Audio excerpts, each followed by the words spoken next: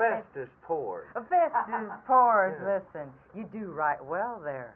Well, I think I do. Of course, I'll have to test your coffee here and see what... See how we're doing. No good? That's worse than we have in Dodge City. Who made that? Huh? Is this worse than Doc's coffee? Oh, Doc, well, he can't even start to make it no more. It don't taste like Hagen coffee, though. You need a stick to stir Hagen coffee. Well, that coffee you make in the jail, that's something else. I don't know. Is that pretty bad, Buck? Boy, I'll tell you, it's the worst. That's harder than I'd slam a door. You see, I ain't got no friends in Dodge City except Miss Kitty and Matthew. He picks on me. Doc picks on me. When's Miss Kitty gonna marry the sheriff? When do you think? Matthew? Yeah. And spoil a beautiful romance? That'd spoil it all, huh? Well, of course. Let it go the way it is.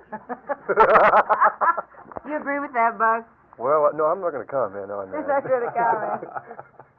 We have to talk a little bit about you two gentlemen. Ken Curtis, my golly, you were kind of born in a jail, weren't you? You lived there when you were a young boy? You bet. Sure did, Betty. Yeah, Dad used to be sheriff back in Bette County, Colorado, and I was a turnkey at a very early age. Was this a real exciting thing for you then? Well, I guess it was in the beginning. It became old hat after a while, but it was just a job for Dad because it was during the Depression years in Colorado. You had some bad characters then, didn't you? Oh, yes, we did. This was during the days of Bonnie and Clyde and Baby Boy, Babyface Nelson, whatever his name was. I've forgotten, but there were quite a few notorious outlaws in those days. We had one group in our jail that committed, at that time, one of the most famous bank robberies in the West, the Lamar bank robbery, the Flegels. You might remember the name. They were, at one time, several of them were the most wanted men in the country. Did you go into the cells, or did anyone feed them in your family? Oh, yes, I fed them. Oh, I usually did the feeding, but we had a situation where, I don't know if you know or are familiar with the setup of the old jails, but when you come up the outside door, you have all the prisoners go into what you call a bullpen. And they go into there and close the door. This locks the bullpen door. Then you go outside the bullpen. They have a big cabinet with levers in it. So you send them all into their cells, and then you pull these levers and lock the cell doors. Then you take the food in, put it in the bullpen, come back out, lock the door, let them out of the cells, and then go on out. Did you used to sing to the prisoners then? I know you're with the Sons of the Pioneers, with Tommy Dorsey too, weren't you? Right. Well, I sang a little bit at that time. I don't imagine I pleased them too much with my singing. But Do you now, Ken? I know you make a lot of personal appearances. Oh, I still sing on the personal appearances, yes. Do a lot on rodeos and state fairs. That's where you met your wife, wasn't it? Yes, rodeo? met her rodeoing. You bet. When I was with the Sons of the Pioneers. And I think she has the same name as a niece of mine, Tori. Right. It's an unusual name. Yes, it's her real name. It isn't a nickname. It's Torrie. And she's quite a gal, and you're quite a family. I know this. You have two great children, don't you? You bet. We're awful proud of them. And we have another family man over here, Buck Taylor. And Buck, you have smaller children, don't you? Yes, ma'am. I have a little boy 3 years old and a little girl 7. You were quite a gymnast, weren't you, in the Olympics? Well, I didn't. I tried out for the Olympics, but I didn't make the team. But I think I worked out for about 12 years every day, very, very hard. And I wanted to be in the Olympics, but I didn't make the team. And then when I started acting, I did a couple saddle falls as stunt work, and I chipped my shoulder, and I had to give up the gymnastics.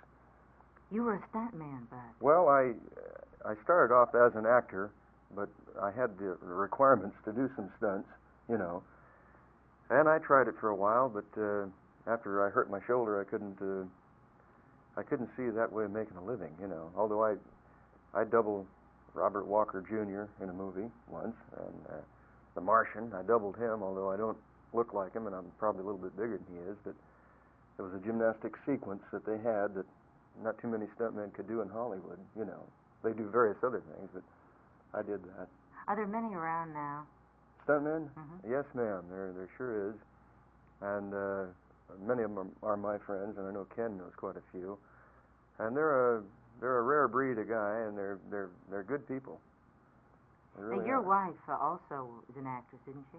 Well, not anymore. Since we got married, she kind of gave it up, and she has a full-time job right now, taking care of the house and kids and me. Now, how about your schedule? What hours do you work in the morning? Well, depending, of course, on how big your part is in the show. Mm-hmm. But for an example, if you're real heavy in a show, we'll film it in 6 days and work at least 12 hours a day. Oh, that's rugged. It doesn't give you much time then for No, ma'am. hobbies and things, does it? No, not a whole lot. It's not all peaches and cream, as a lot of folks think it is. But on the average day, we go into the studio at 7:30 and never get out before 7:30 at night. Right. We have to average 10 pages a day in order to finish a script in 6 days. What do you think is the great success of Gunsmoke? Well, first of all, I think we have the most remarkable and finest cast that's ever been assembled. I think the most professional and the least selfish cast that's ever been together.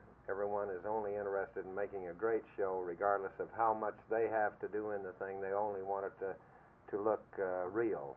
We try to make it a semi-documentary, and I think that's been largely responsible, the professionalism. We were talking earlier about a scene that you did with Andy Griffith. You remember that one where you were trying to marry the girl up in the hills? No, I'll tell you, that wasn't me. That was Howard Morris. Oh, Howard. We're Morris. often confused. Yes, he played Ernest T. Bass, I think. Ernest T. Bass. That's the one. No, we thought you had played that. Ken. No, actually, Festus kind of came from 2 shows I did with Have Gun Will Travel, where I played a mangy, smelly little character called Monk.